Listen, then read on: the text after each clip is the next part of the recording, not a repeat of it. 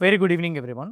Team యాక్చువల్‌గా ఈరోజు చాలా ఇంపార్టెంట్ అప్డేట్స్ ఉన్నాయి. సడెన్‌గా ఈరోజు గ్లోబల్ మార్కెట్స్ క్రాష్ అవుతున్నాయి. అంటే ఇప్పుడు present right now Dow Jones నేను రికార్డ్ చేసిన టైంకి 500 పాయింట్స్ నెగెటివ్‌లో ట్రేడ్ అవుతుంది. Nasdaq 1.75% negative. గోల్డ్ 2.5% క్రాష్ అయింది. సిల్వర్ 1.8% క్రాష్ అయింది. Brent oil, crude oil, WTI 2 కూడాను 2% ఈచ్ అయితే మాత్రం బౌన్స్ అయినాయి. నేచురల్ గ్యాస్ 3% వరకు పెరిగింది. నిఫ్టీ 50 మనకి సడెన్‌గా సెకండ్ హాఫ్‌లో హెవీగా ఫాల్ అయితే మాత్రం మనం చూసాం. మీరు చూస్తే నిఫ్టీ 50 అయితే మాత్రం ఆల్మోస్ట్ 27 పాయింట్స్ నెగెటివ్‌గా క్లోజ్ అయింది. కానీ దాన్ని నేను 15 మినిట్స్ టైమ్ ఫ్రేమ్‌లోకి పెట్టి చూస్తే సడెన్‌గా నిఫ్టీ 50లో ఆ కరెక్షన్ అయితే మాత్రం వచ్చింది. సో, ఇంత సడెన్ డ్రాప్ అనేది మార్కెట్స్‌లో ఎందుకొచ్చింది? మిడ్ క్యాప్ అండ్ స్మాల్ క్యాప్స్‌లో మోర్ థాన్ 1% డిక్లైన్ అయితే చూడగలిగాం. ఇండియా విక్స్ మళ్ళీ స్పైక్ అవుతుంది. సో, ఈ మార్కెట్స్ ఈరోజు నైట్‌కి అయితే మాత్రం డూ ఆర్ డై డెసిషన్‌లో అయితే మాత్రం ఉంది. ఈరోజు 6:00కి ఒక ఈవెంట్ ఉంది. సేమ్ టైమ్ వచ్చేసరికి ట్రంప్ మన మార్కెట్ క్లోజ్ అయిపోయిన తర్వాత ఒక ఇంపార్టెంట్ అనౌన్స్‌మెంట్ చేశారు. అదేంటంటే టెహ్రాన్ చాలా పెద్ద తప్పు చేసింది. అండ్ మోస్ట్‌లీ టెహ్రాన్ అయితే మాత్రం ఒక మంచి ఛాన్స్ మిస్ చేసుకుంది. డెఫినిట్‌గా టెహ్రాన్ అయితే మాత్రం మూల్యాన్ని చెల్లించాల్సిందే అని చెప్పి ట్రంప్ అయితే మాత్రం స్టేట్మెంట్ చేశారు. ఈ స్టేట్మెంట్ తర్వాత మార్కెట్స్‌లో క్రాష్ రావడం స్టార్ట్ అయింది. మరి నైట్‌కి ఇంకా యూఎస్ మార్కెట్స్ క్రాష్ అయ్యే ఛాన్సెస్ ఉంటాయా? This is the first point we have to understand. And second one currently GIFT Nifty వచ్చేసరికి 23,171 80 పాయింట్స్ గ్యాప్ డౌన్ ఓపెనింగ్ చూపెడుతుంది. మేబీ ఈ గ్యాప్ డౌన్ అనేది ఇంకా పెరిగే ఛాన్సెస్ ఉన్నాయా? ఈవినింగ్ 6:00 ఈవెంట్ మార్కెట్స్‌ని ఎలా ఫ్యాక్టర్ చేయొచ్చు? గోల్డ్ రిలేటెడ్‌గా ఇండియన్ గవర్నమెంట్ ఒక కీలక నిర్ణయానికి రాబోతుంది. మేబీ ఆ డెసిషన్‌కి తీసుకొస్తే మాత్రం గోల్డ్ పరంగా ఎలా ప్రైజెస్ ఎఫెక్ట్ అయ్యే ఛాన్సెస్ ఉన్నాయి మన ఇండియాలోని అనే దాని గురించి మనం మాట్లాడుకుందాం. నెక్స్ట్ వన్ రిలయన్స్‌లో ఒక బిగ్ డీల్ అయితే మాత్రం జరిగింది. రిలయన్స్ మెటా వాళ్ళతో దాని గురించి కూడా మనం మాట్లాడాలి. కొన్ని ఇంపార్టెంట్ స్టాక్స్ అండ్ అట్లనే ఇండియన్ గవర్నమెంట్ వచ్చేసరికి ఆయిల్ అండ్ గ్యాస్ రిలేటెడ్‌గా ఒక ఇంపార్టెంట్ డెసిషన్ తీసుకోబోతున్నారు. దానికి 2 స్టాక్స్‌కి చాలా బిగ్ పాజిటివ్. ఆ స్టాక్స్ ఈరోజు 10% పైనే పెరిగినాయి. కమింగ్ డేస్‌లో ఇంకా పెరిగే ఛాన్స్ ఉంది. వాటి గురించి కూడా నేను మీకు చెప్తాను. ఇవన్నీ కూడాను వీడియోలో మొత్తం కవర్ చేస్తాను. ఇంకోటేంటంటే ఇంత మంచి న్యూస్ అప్డేట్స్ ఉండేటప్పుడు కెమెరా రికార్డ్ చేయడం కుదరట్లేదు. ఎందుకంటే నేనున్న ప్లేస్‌లో ఆఫ్టర్‌నూన్ నుంచి కంటిన్యూయస్‌గా వర్షం పడుతుంది. పవర్ లేదు. So, as of now inverter connection ఒక్కటే ఉంది. ఇన్వర్టర్ పైన ఐ మీన్ గోడెక్స్ లైట్స్ పెట్టి కెమెరాతో పెట్టాలంటే గోడెక్స్ లైట్స్ అనేది ఇన్వర్టర్ కెపాసిటీ కాయదు. సో, దానివల్ల ఇప్పుడు present right now screen record చేస్తున్నాను. సో, మేబీ అది మీరు అర్థం చేసుకుంటారనుకుంటున్నాను. ఈవెన్ ఇంత ఇబ్బందుల్లో కూడా నేను రికార్డ్ చేస్తున్నాను అనంటే అది మీకోసమే. మీరు దాన్ని ఎంకరేజ్ చేస్తూ సో, నెగెటివ్ కామెంట్స్ పెట్టేవాళ్ళు ఎలానో పెడతారు. బట్ పాజిటివ్‌గా ఉన్నవాళ్ళు అట్‌లీస్ట్ మనకి సపోర్ట్ చేస్తూ ఎంకరేజ్ చేస్తే మాత్రం డెఫినిట్‌గా కామెంట్స్ చదువుతునేటప్పుడు నాకు కొంచెం హ్యాపీ అనిపిస్తది. ఎఫర్ట్స్ ఈ టైంలో కూడా పెట్టి మనం చేస్తుంటే ఓకే. మనల్ని ఎంకరేజ్ చేస్తున్నారు. సో, డిస్కరేజ్ చేసేవాళ్ళు కన్నా ఎంకరేజ్ చేసేవాళ్ళు ఎక్కువ మంది ఉన్నారని నాకు అనిపిస్తుంటది. అండ్ అలానే వీడియోని లైక్ చేసి ఛానెల్ సబ్స్క్రైబ్ చేయడం మర్చిపోవద్దు. ఇదే వీడియో మీ ఫ్రెండ్స్ ఆర్ మీ రిలేటివ్స్ షేర్ చేస్తే హెల్ప్ అవుతుందనుకోండి. వాళ్ళకి కూడా షేర్ చేయండి. ఫస్ట్ వన్ వచ్చేసరికి లాస్ట్ నైట్ ఓకే. యూఎస్ మార్కెట్స్‌లో huge value like Dow Jones crash అవ్వడం చూసాం. తర్వాత రికవరీ అవ్వడం చూసాం. మరి ఈరోజు మన మార్కెట్‌లో ఏం జరిగిందన్న దాని గురించి మాట్లాడుకుంటే నిఫ్టీ 0.12% నెగెటివ్‌గా క్లోజ్ అయింది. ఒకానొక స్టేజ్‌లో నిఫ్టీ అయితే మాత్రం 140 పాయింట్స్ పాజిటివ్‌లో ఉండేది. బట్ సడెన్‌గా హై నుంచి లోకి అప్రాక్సిమేట్‌లీ 200% కరెక్షన్ వచ్చింది. సెన్సెక్స్ అయితే 0.09% న్యూట్రల్‌గా క్లోజ్ అవ్వడం చూసాం. హౌఎవర్ బ్యాంక్ నిఫ్టీ 0.17% నెగెటివ్‌గా క్లోజ్ అయితే ఫిన్ నిఫ్టీ 0.2% పాజిటివ్‌గా అయితే మాత్రం క్లోజ్ అయింది. ఓవరాల్‌గా మెయిన్ ఇండెక్సెస్ ఏవైతే ఉన్నాయో అవన్నీ కూడా మిక్స్డ్‌లో క్లోజ్ అయినాయని మనం అనుకోవచ్చు. మిడ్ అండ్ స్మాల్ క్యాప్స్‌లో 1% డిప్ వచ్చింది. మిడ్ క్యాప్ 1.3, స్మాల్ క్యాప్ 1.3 రెండింటి మధ్య కూడాను 1.3, 1.3 డిప్ వచ్చింది అనంటే మోస్ట్‌లీ మార్కెట్స్‌లో ఎఫ్ఐఎస్ సెల్లింగ్ అగ్రెసివ్ టోన్‌లో వెళ్ళబోతుందని మనకు అర్థమవుతుంది. ఓకే. ఇంతవరకు బానే ఉంది. టెక్నికల్‌గా ఫస్ట్ వన్ నిఫ్టీ 50లోని ఈరోజు కరెక్షన్ రావడానికి కారణాలేంటి అనేది చూద్దాం. అంటే వన్ పర్టిక్యులర్ స్టాక్ గాని, లేకపోతే సెక్టార్ గాని నిఫ్టీ 50ని ఈరోజు డ్రాగ్ చేసిందా? మెజారిటీ ఆఫ్ ద స్టాక్స్ ఈరోజు నెగెటివ్ సైడ్ వచ్చినాయన్న దాని గురించి చూద్దాం. వాటి పరంగా చూసుకుంటే ఈరోజు బ్యాంకింగ్ స్టాక్స్ అన్నీ డే ఎండ్ అయ్యేసరికి కొంచెం పాజిటివ్‌గా హోల్డ్ అవ్వగలిగినాయి. కానీ బజాజ్ ట్విన్స్ గాని, శ్రీరామ్ ఫైనాన్స్ గాని, రిలయన్స్ గాని, ఐటీ కంపెనీస్‌లో గాని పెద్దగా మొమెంటం రాలే. భారతీ ఎయిర్టెల్‌లో 1.3% ఎక్స్‌ట్రా కరెక్షన్ అయితే మాత్రం వచ్చింది. IT companies, NBFC companies same time వచ్చేసరికి రిలయన్స్ అండ్ అట్లనే అదాని పోర్ట్స్, ఎల్&టీ లాంటి కంపెనీస్ పెద్దగా పెర్ఫార్మ్ చేయకపోవడం, బ్యాంకింగ్ స్టాక్స్‌లో కూడాను సెకండ్ హాఫ్‌లో కొంచెం ప్రాఫిట్ బుకింగ్ మూవ్ అవుతూ కూడాన మొమెంటం చూడగలిగాం. అందువల్ల నిఫ్టీ కరెక్షన్ అయితే వచ్చింది. కానీ 0.12 అంటే దాన్ని న్యూట్రల్‌గా అనుకోవచ్చు. కానీ ఇలా హెవీ ఫాల్ వచ్చి డేలో దగ్గర క్లోజ్ అయిందంటే నెక్స్ట్ డేకి ఏదైనా పానిక్ సిట్యుయేషన్ ఉండబోతుంది అని మార్కెట్ ఫీల్ అయినేటప్పుడే సెకండ్ హాఫ్‌లో అలా ఫాల్ వచ్చే ఛాన్సెస్ ఉంటాయి. పానిక్ సిట్యుయేషన్ అనేది మనకి ఇట్లా టెక్నికల్‌గా అర్థం చేసుకోవచ్చు. ఏదైనా ఒక ఈవెంట్ ఉందనన్నా, ఆ ఈవెంట్ ఔట్‌కమ్ ఏమైనా జరగొచ్చని అనుకుంటున్నా, లేదా మార్కెట్స్‌కి ఎఫెక్ట్ అయ్యే న్యూస్ ఏదైనా ఉంది అని అనిపిస్తునేటప్పుడు ఈ ఫాల్ ఒస్తది. ఇలాంటి సినారియోస్‌లో బుల్లిష్ రికవరీ అనేది ఆ ఈవెంట్ యొక్క ఔట్‌కమ్ మీద డిపెండ్ అయ్యి ఉంటది. అంతే తప్ప ఇంత ఫాల్ అయింది కదా! Next day bullish share recovery అయిపోతదని అనుకోవద్దు. టెక్నికల్‌గా ఎప్పుడైనా మీరిలా చూసినేటప్పుడు మాక్సిమం నెక్స్ట్ డేకి ఇంత పడింది కదా! నెక్స్ట్ డే గ్యాప్ అప్ కొంతైనా ఓపెన్ అవుతది. కొంతైనా రికవరీ అవుతదనే పాయింట్ ఆఫ్ వ్యూలోని కాల్ పొజిషన్‌ని హోల్డ్ చేయడానికి ట్రై చేయొద్దు. This is the first point. Second point మీరు ఇంకోటేంటంటే మార్కెట్స్ న్యూట్రల్‌గా క్లోజ్ అయినా అంటే మెయిన్ ఇండెక్సెస్ న్యూట్రల్‌గా క్లోజ్ అయినా మిడ్ అండ్ స్మాల్ క్యాప్స్ మాత్రం నెగెటివ్‌గా క్లోజ్ అయినాయి. So, this is the second confirmation for you. Mid and small caps ఏవైతే నెగెటివ్‌గా క్లోజ్ అయినాయో వీటి బట్టి అయితే మాత్రం మనకి క్లియర్‌గా అర్థమైపోతుంది. మార్కెట్స్‌లో వస్తున్న మొమెంటమ్‌కి మిడ్ అండ్ స్మాల్ క్యాప్స్ బట్టి ఏ టైంలో అయినా గాని ఫాల్ కనిపించడానికి ప్రాబబిలిటీస్ ఉంటాయని ముందే చెప్తుంది. విక్స్ అయితే మాత్రం న్యూట్రల్‌గా క్లోజ్ అయింది. మరి ఈరోజు నిఫ్టీని టెక్నికల్‌గా మనం ఎలా డిసైడ్ జేసుకోవాలి. కరెంట్‌లీ నిఫ్టీ 50కి అయితే మాత్రం ఒక సపోర్ట్ లెవెల్ మనం మాట్లాడుకున్నాం. Which is 23,170. So, present right now ఏదైతే సపోర్ట్ లెవెల్ మాట్లాడుకున్నామో డే బిఫోర్ యెస్టర్‌డే సో, ఆ సపోర్ట్ లెవెల్ బిలో హోల్డ్ చేయడానికి ట్రై చేసింది. దాని అబోవ్‌కొచ్చింది. అప్పుడు మనం ఈరోజు మార్నింగ్ ప్రీ మార్కెట్ అకౌంట్ మాట్లాడుకున్నాం. 23,400 నుంచి 23,170 ఇన్ బిట్వీన్‌లోనే మార్కెట్ ఉంటది. ఈ మార్కెట్ ఇన్ బిట్వీన్‌లో ఉన్నది ఏదైతే ఉందో వీటికి ఎయిదర్ అప్ సైడ్ గాని, లేకపోతే డౌన్ సైడ్ గాని మనకు మొమెంటమ్ వస్తే మనం ఎక్స్‌పెక్ట్ చేయొచ్చు.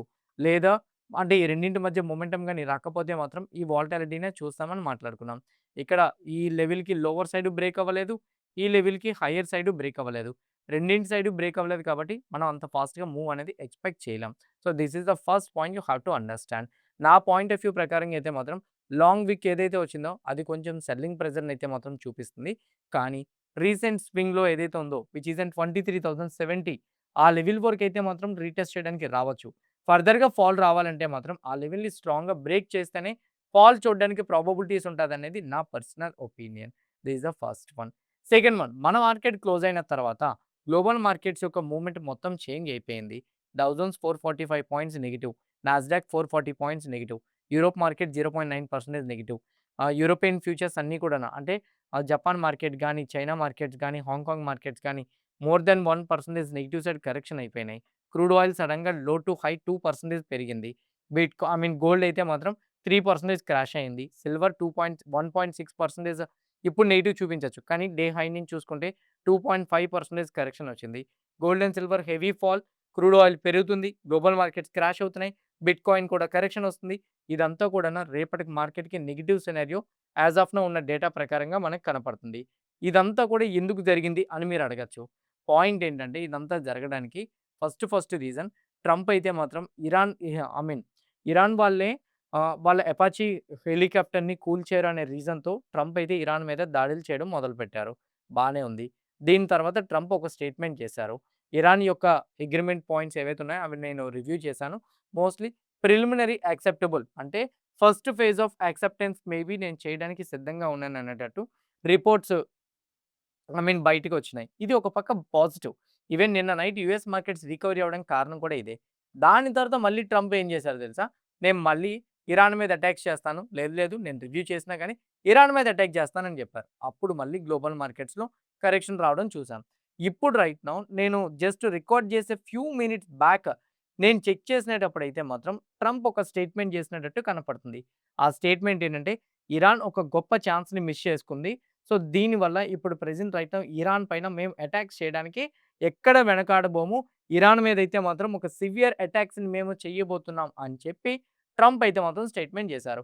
ఈరోజు నైట్‌కి గాని ఇరాన్ మీద అటాక్ చేస్తే మాత్రం డెఫినిట్‌గా ఇరాన్ తిరిగి యూఎస్ మీద అటాక్ చేస్తది. ఎందుకంటే ఇరాన్ 2 రోజుల ముందే చెప్పింది. మా మీద ఏ ఒక్క దేశమైనా అటాక్ చేస్తే మాత్రం దీన్ని లాంగ్ టైమ్ డ్యూరేషన్ అంటే నెల, 2 నెలల, 6 నెలల, సంవత్సరం అనేది మేము ఆలోచించాం.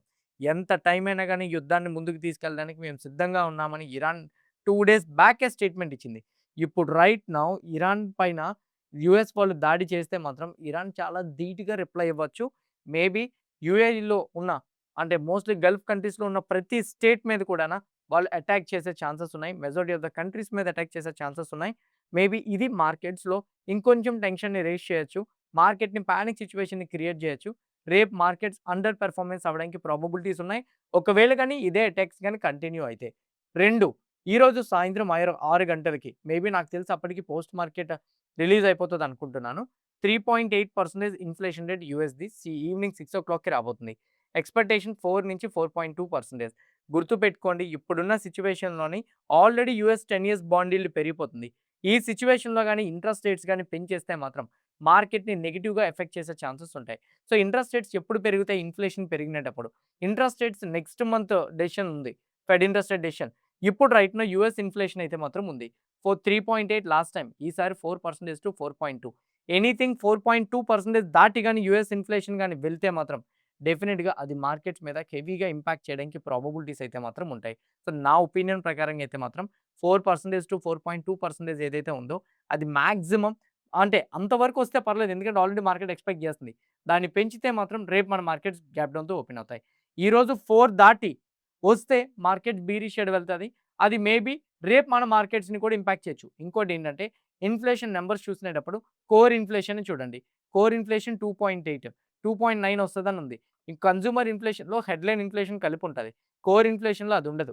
సో, దానివల్ల 2.8 లాస్ట్ టైమ్ ఈసారి 2.9%. కోర్ ఇన్‌ఫ్లేషన్ 2.9 దాటి వస్తే మాత్రం trust me we can expect a huge fall. ఒకవేళ గాని యూఎస్ ఇన్‌ఫ్లేషన్ అన్‌ఎక్స్‌పెక్టెడ్‌గా 3.6, 3.5 అలా మాక్సిమం రాదు. వస్తే మాత్రం రేపు మార్కెట్స్‌లో ఒక బిగ్ గ్యాప్ అప్. సో, ఎలా జరిగితే గ్యాప్ డౌన్ ఉంటది, ఎలా జరిగితే గ్యాప్ అప్ ఉంటదో నేను మీకు చెప్పిన. నైట్‌కి యూఎస్ వాళ్ళు ఇరాన్ మీద అటాక్ చేసి, ఇరాన్ వాళ్ళు తిరిగి యూఎస్ మీద అటాక్ చేస్తే మార్కెట్స్‌లో గ్యాప్ డౌన్ కనపడతది. దానికి గాని యూఎస్ ఇన్‌ఫ్లేషన్ 4% దాటొచ్చిందా మార్కెట్స్‌లో ఒక బిగ్ క్రాష్ చూడడానికి ప్రాబబిలిటీస్ ఉంటాయి. ఇది మాత్రం మీరు మిస్ అవ్వద్దు. ఓకేనా? So, this is a major point. ఇలాంటి మార్కెట్ ఫాల్‌లో ఇప్పుడు ప్రెజెంట్ రైట్‌నో ఎఫ్ఐఎస్ సెల్ చేస్తున్న పాయింట్‌లోని ఈరోజు యాంఫీ దగ్గర నుంచి ఒక ఇంట్రెస్టింగ్ డేటా అయితే మాత్రం రిలీజ్ అయింది. మీరిక్కడ క్లియర్‌గా చూడండి. నాకు చాలా ఆహ్, బెస్ట్ ఆప్షన్ అనిపించింది. ఇండియన్ మ్యూచువల్ ఫండ్స్ ఇలాంటి కరెక్షన్‌లో కూడాన ఈక్విటీ మార్కెట్‌లో 22,907,00,00,000 ఇన్‌ఫ్లో చేశారంట. యాక్చువల్‌గా ఏప్రిల్‌లో 38,000,00,00,000, మేలో వచ్చేసరికి 40,000,00,000. మంత్ ఆన్ మంత్‌తో చూసుకుంటే డిక్లైనే ఉంది. కానీ నాకెక్కడ పాజిటివ్ అనిపించిందంటే మీకిక్కడ ఓవరాల్‌గా 22,900 క్రోర్స్ కనపడుతున్నాయి కదా! సో, ఈక్విటీలోని యాక్చువల్‌గా మొత్తం ఇన్‌ఫ్లో చూసుకుంటే తక్కువ కనపడతది. 96,000 ఫ్లో వచ్చేసరికి కొంచెం తక్కువ కనపడుతుంది కదా! ఈ 96,000 ఔట్‌ఫ్లో ఉండడానికి కారణం ఏంటో తెలుసా? ఇదంతా కూడా డెట్ మార్కెట్. యూజువల్‌గా డెట్ మార్కెట్ నుంచి డబ్బులు ఎప్పుడు తీస్తారో తెలుసా? ఈక్విటీ మార్కెట్‌లో డబ్బులు పెట్టడానికి సిద్ధపడుతునేటప్పుడు డెట్ మార్కెట్‌లో తీస్తారు. డెట్ మార్కెట్‌లో ఫ్లో ఎప్పుడు పెరుగుతదో తెలుసా? ఈక్విటీ మార్కెట్స్ ఇంకా క్రాష్ అవుతాయి అనుకునేటప్పుడు. ఈక్విటీ మార్కెట్స్ ఇప్పుడు వాలటైల్‌గా ఉన్నాయి. అండర్ పెర్ఫార్మన్స్ అంటే మరీ క్రాష్ అవ్వట్లే. కొంచెం కొంచెం పడుతున్నాయి. అవి వాల్యుయేషన్స్‌లోకి వచ్చినాయని అట్రాక్టివ్‌గా ఉంటున్నాయని మ్యూచువల్ ఫండ్ కంపెనీస్ అనుకోవడంతోటి ఈక్విటీ ఇన్‌ఫ్లో పెరిగింది. డెట్ మార్కెట్‌లో అవుట్‌ఫ్లో అయితే మాత్రం పెరిగింది. అక్కడ ఇన్‌ఫ్లో పెరిగింది. ఇది యాక్చువల్‌గా పాజిటివ్‌గానే తీసుకోవచ్చండి. నాకెందుకో యాంఫీ డేటా డెట్ మార్కెట్‌లో అమౌంట్ తీసేశారు అనంటే ఈక్విటీలోకి స్లోగా ఇన్‌ఫ్యూజ్ చేస్తారని అనుకుంటున్నా. ఈవెన్ ఇండియన్ మ్యూచువల్ ఫండ్స్ దగ్గర ₹2,00,00,000 క్యాష్ రిజర్వ్ ఉండిపోయింది. సో, మేబీ ఆ అమౌంట్ అంతా కూడా ఇప్పుడు రైట్ నౌ ఇన్వెస్ట్‌మెంట్స్‌కి యూజ్ చేసుకుంటారని నేను అనుకుంటున్నా. ఈక్విటీ మార్కెట్స్‌లోనే అంటే మ్యూచువల్ ఫండ్సే ఇలా చేస్తునేటప్పుడు మీకు కూడాను కరెక్ట్‌గా ఆలోచించగలిగితే మాత్రం డెఫినిట్‌గా ఈ డెసిషన్‌లో అయితే మాత్రం మీరు చేయడానికి ఛాన్సెస్ ఉంటాయి. సో, మాక్సిమం ఆలోచించి దీని మీద డెసిషన్ తీసుకుంటారని నేనైతే అనుకుంటున్నా. అంటే ఇలాంటి డేటాస్ కొంచెం మీకు పడుతునేటప్పుడు కొంచెం బూస్టప్ అవుతాయన్నమాట. ఇది మెయిన్ పాయింట్. నౌ ఈరోజు బిట్‌కాయిన్ పరంగా చూసుకుంటే బిట్‌కాయిన్ ఎప్పుడైతే యూఎస్ మార్కెట్స్‌లో డిక్లైన్ రావడం స్టార్ట్ అయిందో బిట్‌కాయిన్‌లో కూడా డ్రాప్ రావడం స్టార్ట్ అయింది. కరెంట్‌లీ బిట్‌కాయిన్ 60,985 దగ్గర ఉంది. ఎనీథింగ్ బిట్‌కాయిన్ 60,000 గాని బ్రేక్ అయితే మాత్రం స్లోగా బిట్‌కాయిన్ 50,000 వరకు ఫాల్ చేసే ఛాన్సెస్ ఉంటాయి. సో, నా ఒపీనియన్ ప్రకారంగా 60,000 లెవెల్ గాని బిట్‌కాయిన్ బ్రేక్ చేస్తే మాత్రం 50,000 వరకు చూస్తాం. ఈరోజు నైట్‌కి గాని యూఎస్ మార్కెట్స్ క్రాష్ అయితే expect at least 6,000-5,000 points fall in the bitcoin. Maybe దాని పర్సెంటేజ్ ఆఫ్ వాలటాలిటీ అలానే ఉంటది కాబట్టి నేను మీకు ముందుగానే చెప్తున్నాను. ఎవరైనా బిట్‌కాయిన్‌లో యాక్టివ్‌గా ట్రేడ్ చేద్దాం అనుకుంటే మాత్రం పడుతునేటప్పుడు ఒక ఆపర్చునిటీగా తీసుకుందాం అనుకుంటే ఎందుకంటే ఎవ్రీ 3, 4 ఇయర్స్‌కి బిట్‌కాయిన్‌లో ఇలాంటి కైండ్ ఆఫ్ ఫాల్ అనేది వస్తూనే ఉంటదండి. మీకు క్లియర్‌గా చూపిస్తాను. ఇక్కడ చూడండి. ఓకే. సో, 4 ఇయర్స్ బ్యాక్ బిట్‌కాయిన్‌లో వచ్చే ఫాల్ మీరిక్కడ క్లారిటీగా చెక్ చేసుకుంటే 2022లోని. సో, ఆ టైంలో 67,000 నుంచి ఆల్మోస్ట్ బిట్‌కాయిన్ 16,000కి వచ్చింది. 2022 నుంచి 2025 ఎండింగ్ వచ్చేసరికి ఈ మిడ్ నుంచి 25 ఎండింగ్ వచ్చేసరికి 10% పెరిగింది. ఈవెన్ హై టూలో ఎంత డిక్లైన్ అయింది పీక్ మూవ్‌మెంట్‌లో వచ్చేసరికి 75%. ఇప్పుడు ప్రెజెంట్ రైట్ నౌ ఎంత డిక్లైన్ అయినట్టు చూపిస్తుంది మీకు? కేవలం 52%. 75% అనంటే you can expect it might fall up to even 31,000 also. But కాకపోతే అమౌంట్ ఉన్న వాళ్ళు ఏం చేయాలి? ఇక్కడ కొంత 50,000కి వచ్చేటప్పుడు కొంత, 40,000కి వచ్చేటప్పుడు కొంత, 30,000కి వచ్చినప్పుడు కొంత అట్లా మీరు తీసుకుంటూ ఉంటే డెఫినిట్‌గా మీకు అదైతే మాత్రం హెల్ప్ అవుతుంది. స్లో మోడ్‌లో కరెక్షన్ అవ్వచ్చు. ఇప్పుడు కూడా స్లో మోడ్‌లోనే కరెక్షన్ అవుతుంది. కొన్ని డేస్ రికవరీ అవ్వడం, తర్వాత స్లో మోడ్‌లో ఫాలో అవ్వడం. ఈ స్లో మోడ్‌లో ఫాలో అవుతుంది కూడా ఆపర్చునిటీగా తీసుకోవచ్చు. మీరు ఇలా తీసుకుందాం అనుకుంటే డెల్టా ఎక్స్‌చేంజ్ రిఫరల్ లింక్ నేను కింద కామెంట్ బాక్స్‌లో ఇస్తున్నా. ఆ లింక్ క్లిక్ చేసి అకౌంట్ ఓపెన్ చేసుకున్న వాళ్ళకి 200% అంటే 200 టైమ్స్ మీకు లెవరేజ్ వస్తది. 24/7 ట్రేడ్ చేసుకోవచ్చు. ఇలా ఎప్పుడైనా సడెన్ మొమెంటమ్స్ వచ్చినేటప్పుడు మీరు యాక్టివ్‌గా మార్కెట్‌ని చూస్తుంటారు కాబట్టి స్టాప్ లాస్‌ని ప్లేస్ చేసి రిస్క్ నుంచి బయటికైతే మాత్రం రావచ్చు. నౌ గోల్డ్ కూడా ఇప్పుడు ఫాలో అవుతుంది. గోల్డ్ కరెక్షన్ అవ్వడానికి 2 కారణాలున్నాయండి. ఫస్ట్ వన్, గోల్డ్‌కి ఇంపార్టెంట్ సపోర్ట్ లెవెల్ మనం డ్రా చేసుకున్న 4300 ఏదైతే ఉందో అది బ్రేక్ అయిపోయింది. అది బ్రేక్ అయిపోతే నెక్స్ట్ గోల్డ్ ఎంత వరకు ఫాలో అవ్వచ్చు అనంటే 4100. ఇక్కడ చూడండి. గోల్డ్ మాక్సిమం నాకు తెలిసి ఇంపార్టెంట్ సపోర్ట్ లెవెల్ 4100 ఆహ్, లెవెల్. 4100 వరకైతే మాత్రం అంటే ఇంకో 50 పాయింట్స్ గోల్డ్‌లో డిక్లైన్ అవ్వడానికి అవకాశాలైతే మాత్రం ఉన్నాయి. So, maybe we can expect it up to 4100. So, నా ఒపీనియన్ ప్రకారంగా అయితే మాత్రం మనం ఎక్స్‌పెక్ట్ చేసే ఫాల్ అయితే మాత్రం 4100. ఇంకోటి కూడా నేను మీకు చెప్తాను. గోల్డ్ పరంగా ఇండియన్ గవర్నమెంట్ ఒక ఇంపార్టెంట్ అప్డేట్ తీసుకురాబోతుంది. అదేంటంటే ఫినాన్స్ మినిస్టర్ బ్యాంక్స్ అందరికీ కూడాను డేటా అడిగారంట. ఎందుకు డేటా అడిగారంటే గోల్డ్ యొక్క డిమాండ్ అనేది ప్రతి ఇయర్ కూడా పెరుగుతుందంట. ఇప్పుడున్న వార్ సిట్యుయేషన్స్ వల్ల గోల్డ్ యొక్క డిమాండ్ తగ్గుతదనుకున్నారు. కానీ స్టిల్ గోల్డ్ డిమాండ్ పెరుగుతుంది. కానీ యాక్చువల్ చెప్పాలనుకుంటే ఆహ్, లైక్ క్వాంటిటీ తగ్గింది. కానీ ప్రైస్ పెరగడం వల్ల లెట్స్ సే ఎన్ ఎగ్జాంపుల్ 10 కేజీల రైస్ రూ. 500 చొప్పున బయట దేశాల నుంచి నేను తెచ్చుకుంటున్నా. ఓకే. నేనేం చేశానంటే 8 కేజీలే తెచ్చుకున్నా. బట్ స్టిల్ వాల్యూ ఎక్కువుంది. ఎందుకంటే అప్పుడు 10 కేజీల రైసు రైస్ 500 అనుకోండి. ఇప్పుడు ప్రెజెంట్ రైట్ నౌ 700 అయింది. ఓకే. 800 అయింది. ప్రైస్ పెరిగిపోయింది. నేను కేజీస్ తగ్గించుకున్నా గానీ ప్రైస్ పెరిగిపోవడం వల్ల నాకు ఇంపోర్ట్ వాల్యూ ఎక్కువగా ఉందన్నమాట. మన ఇండియా ఇంపోర్ట్ వాల్యూ $71.9 బిలియన్ ఉంది. 2025, 26 టైమ్‌లోని. సో, వాల్యూ పరంగా చూసుకుంటే ఎక్కువే. నార్మల్‌గా మనం తగ్గించాం. 721 టన్స్ అంటే ప్రీవియస్ ఇయర్‌తో కంపేర్ చేస్తే తగ్గించాం. కానీ ఇన్ టర్మ్స్ ఆఫ్ ప్రైస్ వల్ల చూసుకుంటే వాటి ప్రైస్ బాగా పెరిగిపోయింది. అయితే దీనికిన్ను గోల్డ్‌కి సంబంధం ఏంటనంటే ఎంత ఇంపోర్ట్ చేసామంటే డాలర్ రూపంలో మార్చే కదా కొనాలి. గోల్డ్‌ని బేసిక్‌గా డాలర్ రూపంలోనే కొనాలి.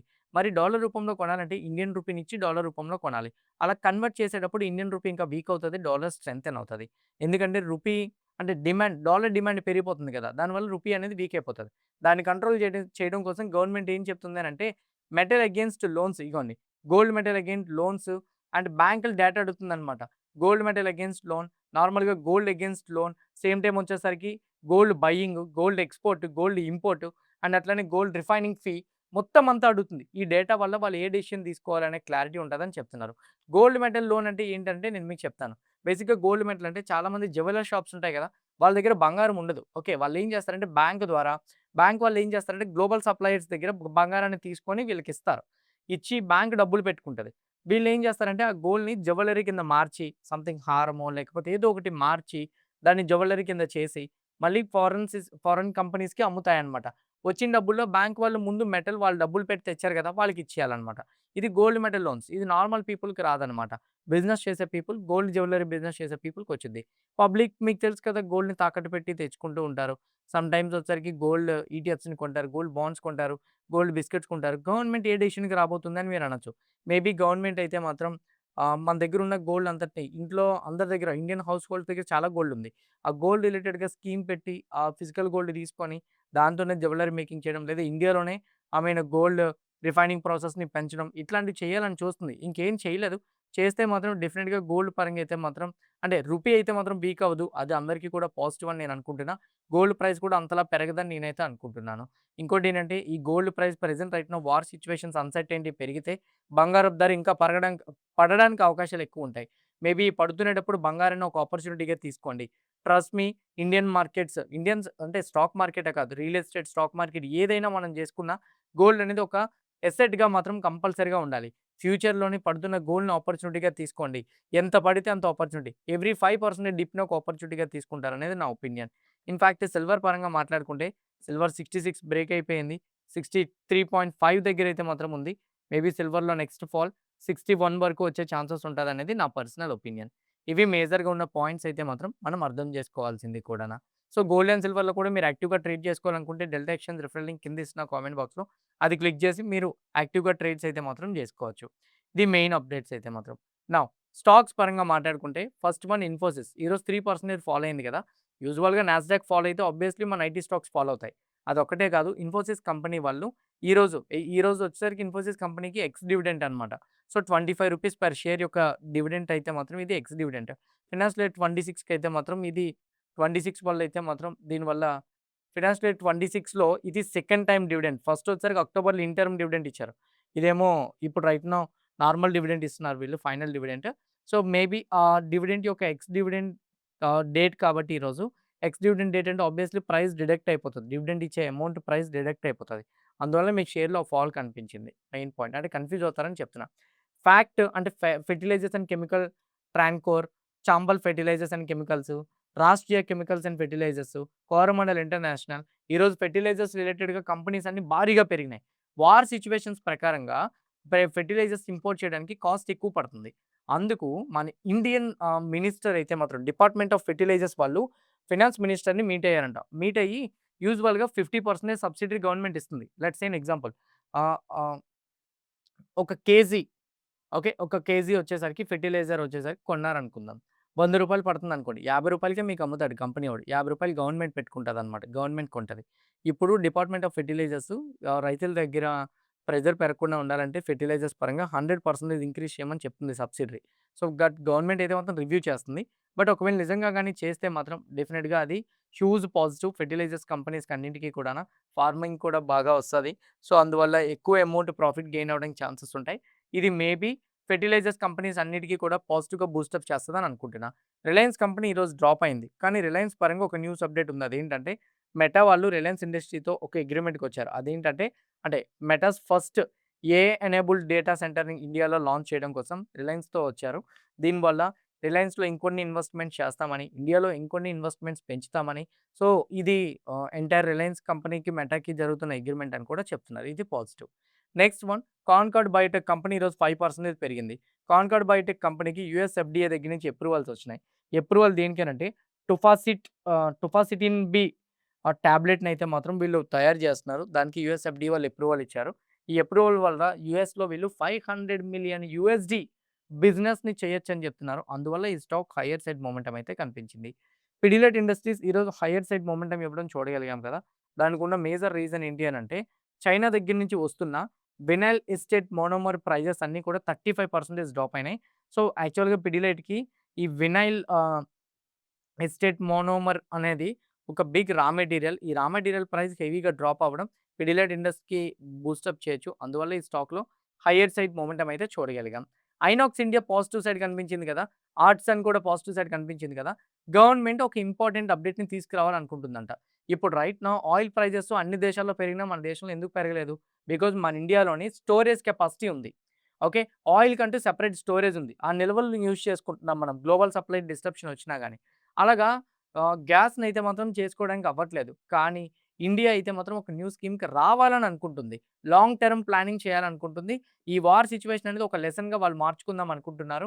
మార్చుకొని ఇండియా గ్యాస్ పరంగా కూడా ఎవరి మీద డిపెండ్ అవ్వకూడదని స్టోరేజెస్‌ని కూడా బిల్డ్ చేయాలని అనుకుంటుంది. అలా స్టోరేజెస్‌ని బిల్డ్ చేస్తే టాటా గ్రూప్‌కి సంబంధించిన ఆర్ట్సన్ లిమిటెడ్, ఐనాక్స్ ఇండియా ఈ 2 కూడానా గ్యాస్ స్టోరేజ్ ఫెసిలిటీని బిల్డ్ చేయడానికి వర్క్ చేసే కంపెనీస్ అన్నమాట. అందువల్ల ఈ 2 కంపెనీస్‌కి కూడా బిగ్ ఆర్డర్స్ విన్ అవుతాయన్న ఎక్స్‌పెక్టేషన్స్‌తో ఈ స్టాక్స్ 2 కూడా హైయర్ సైడ్ మొమెంటమ్ ఇవ్వడం మనం చూడగలిగాం. ఇవి మేజర్‌గా ఉన్న పాయింట్స్ అయితే మాత్రం హోప్ క్లియర్ కట్‌గా నేను ఎక్స్‌ప్లెయిన్ చేసిన ప్రతి పాయింట్ కూడా మీకు హెల్ప్ అయింది అనుకుంటున్నా. ఎవ్రీ పాయింట్ మీకు హెల్ప్ అయితే వీడియోని లైక్ చేయండి. ఛానెల్ ఇంకా సబ్స్క్రైబ్ చేసుకోకుండా వీడియో చూస్తూ ఉంటే ఛానెల్ కూడా సబ్స్క్రైబ్ చేసుకోండి. ఇదే వీడియో మీ ఫ్రెండ్స్ ఆర్ మీ రిలేటివ్స్ షేర్ చేస్తే హెల్ప్ అవుతుంది అనుకుంటే వాళ్ళు కూడా షేర్ చేయండి. See you all tomorrow morning at 8 AM in pre market analysis. Bye.